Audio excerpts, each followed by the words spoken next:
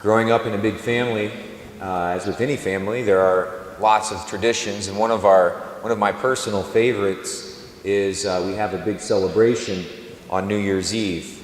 We shamelessly stole the title from Dick Clark, and we've been calling it New Year's Rockin' Eve for about the last 25 years. We call it rockin' because at about midnight we shoot off way too many fireworks.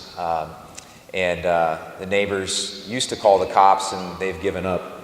And now they just come out in their winter coats and watch at midnight and join in the festivities.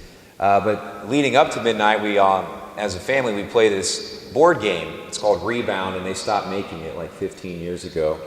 And so it's like a board, and you slide little marbles, and you score points. And our board now has been patched together with duct tape and rubber bands and all this other stuff, but we still play. And you know, big families in general are, you know, kind of competitive. So we all act like we don't care who wins, but we really like secretly want to win really bad. And we have a traveling trophy that the winner gets, their name inscribed on it.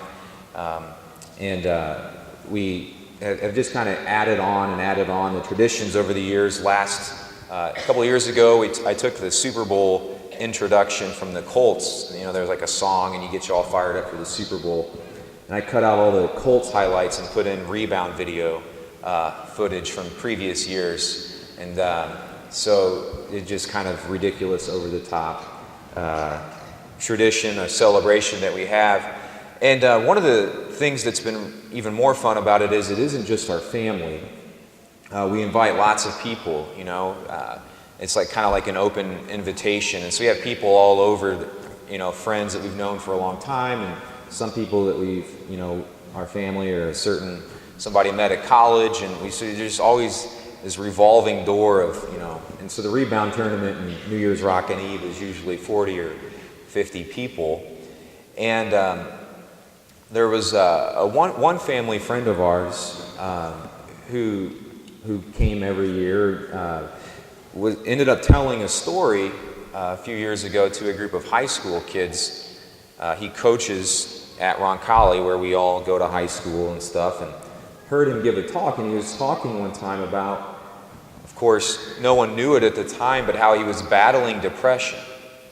And in fact, it was New Year's Eve, and he was having suicidal thoughts. He was all alone in his house, didn't have anywhere to go, didn't have anything planned, whereas most people obviously have something to do New Year's Eve. And one of my brothers or sisters, just texted him and invited him to come over to our party. And he, you know, obviously when we invited him, we had no idea what he was going through. And he talked about how that may have, being a part of that, may have actually saved his life. He talked about getting to kind of just watch everybody, not just our family, but the whole group, just kind of interact and care for each other and celebrate and enjoy our time together. And he talked about how being there, seeing that, kind of got him out of a serious rut that he was in. And the reason I mention this New Year's Rockin' Eve on Trinity Sunday, what does that have to do with anything? Well, I think that, you know, Trinity Sunday, when we celebrate the Trinity, we think of the Trinity as Father, Son, Holy Spirit. Obviously, it's relationship. The Trinity is a relationship of three persons. And they love each other so intensely that there's this bond there that makes them also at the same time one. It makes them inseparable. And the reason I bring up then again the New Year's Eve party, or, you know, traditions like that, is because I think in the gospel today, Jesus says, go out and spread the news of who I am, of who God is.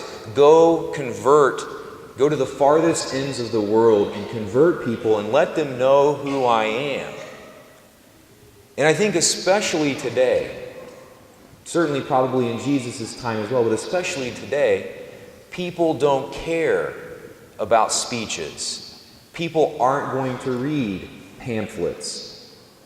Knocking on people's doors and saying, hey, have you heard about Jesus? I want to tell you about him, isn't going to convert very many people. What is going to convert people is seeing us imitating God. And so if God is relationships, the relationship of three persons, then the thing that's going to convert a lot of people today is seeing us imitate those relationships that are found within the Trinity. That is what converts people. And I've gotten to see that work time and time again in terms of people getting to watch our family and our relationships at this New Year's Eve party and other times as well. And I don't mean to hold up my family as the Trinity.